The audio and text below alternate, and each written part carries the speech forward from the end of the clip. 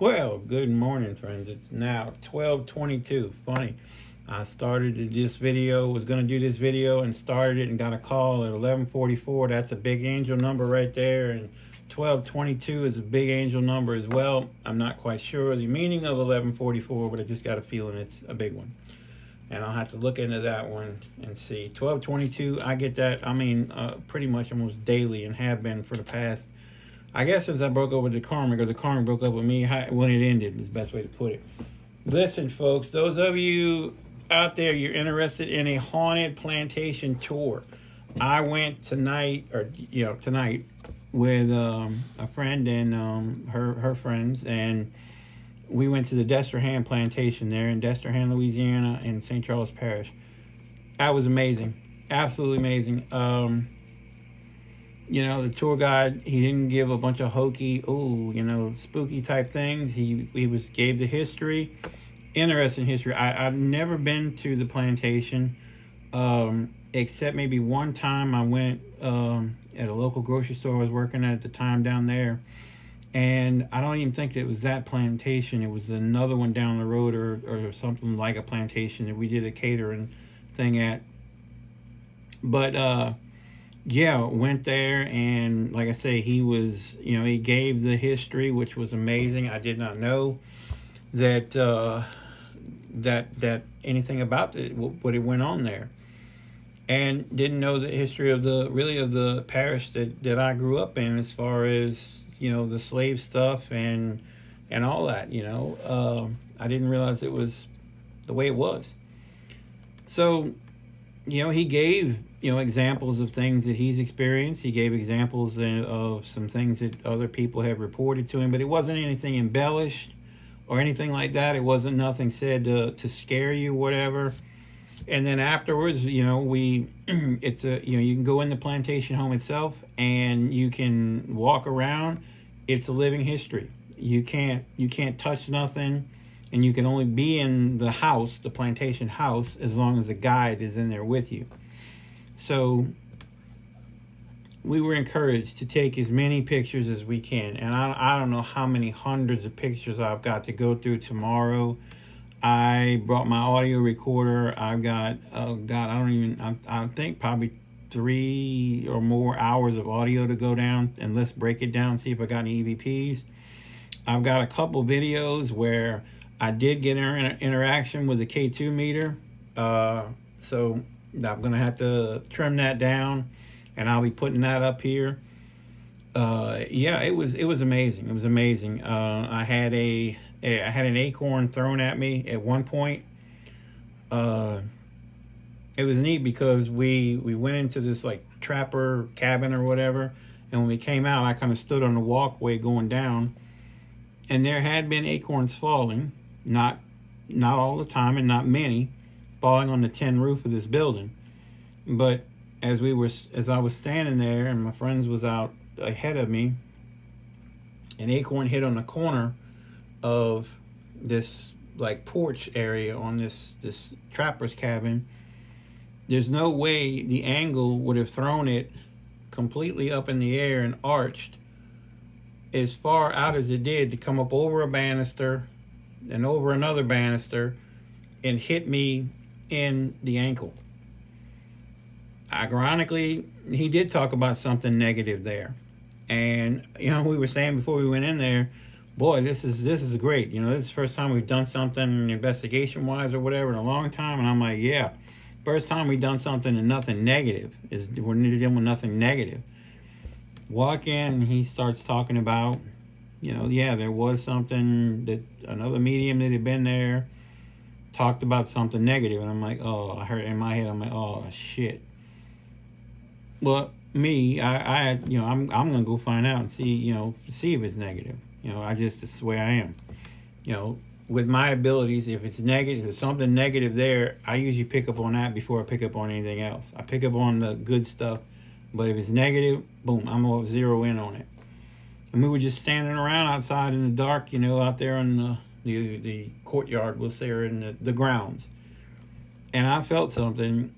Wasn't all that great, but it wasn't all that bad either.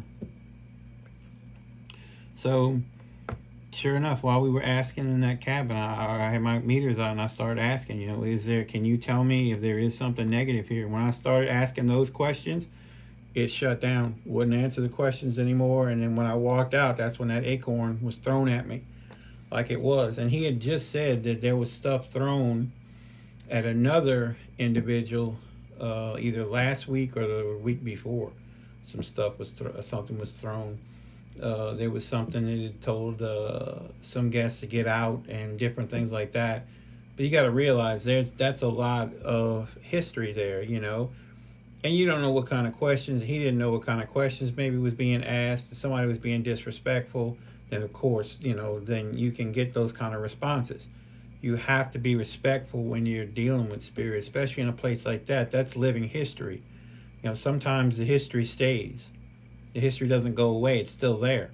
So if you're asking disrespectful questions or you come across as disrespectful, then guess what? You get that kind of response back. I made sure to be very respectful. I always do.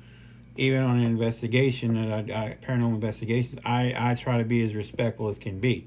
Now, you start dealing with evil, negative, demonic type stuff like that, I will be as neutral as I can until it does get a little bit on the nasty side. And then, I will start giving out what's being dished out so that, I'd rather, if it's going to do something to somebody, I'd rather take that on than have other people be hurt. You take that chance with evil stuff anyway. But this was an amazing tour. I recommend it wholeheartedly. It was probably 2, maybe 3 hours. The last part of it, though, you're able to walk the grounds. He freely walked the grounds. You can't go back in the house itself. You could walk the grounds. He graciously let people use the divining rods and some K2 meters. I, of course, had my own stuff with me in my little fanny pack, my handy dandy little bag. And, we kind of did our thing and went and did. Like I say, I'm curious to see what we captured in the pictures. I know for a fact that one lady, while we were there, she showed me the picture, caught something in an attic, an orb with like a face in it. Definitely an orb. I'm very skeptical of orbs, very skeptical of them. This definitely was an orb. There's nothing up there. It's not dust. It's not a bug. It's lit from the inside. There's no light in there, but you can tell it's illuminated from the inside. It's bluish. It was bluish, and you could distinctly make out a face in this. There's a lot of pictures. He had a lot of pictures that guests have taken over the years, and he told us, exactly, look, go and you saw that. That wispy, smoky looking thing that just came in the frame. That is cool as shit. Wow. Thank you. How you top that? It was a beautiful night. It was a night of mediumship for me. I've been really doubting my abilities and had been for, I guess, since April or March when my twin flame and I separated. And I'm going to tell you, I really not trusted spirit one bit. But when this karmic and I busted up, I've told you in previous videos, my abilities have kicked in, 100-fold. I'm seeing spirit with my eyes instead of in my third eye, my mind's eye. And I was seeing that, there was things that I experienced that, and things my friends' friends. I was able to give a reading and be spot on, and to be as messed up as I've been ever since this separation, to finally feel this strength in me again, this whatever.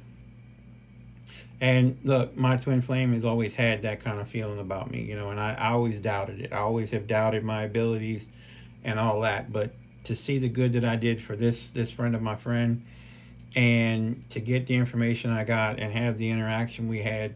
If you're in Louisiana and you're looking for a ghost tour, Destrehan Plantation, it's cool as all get out. It's amazing. Check it out.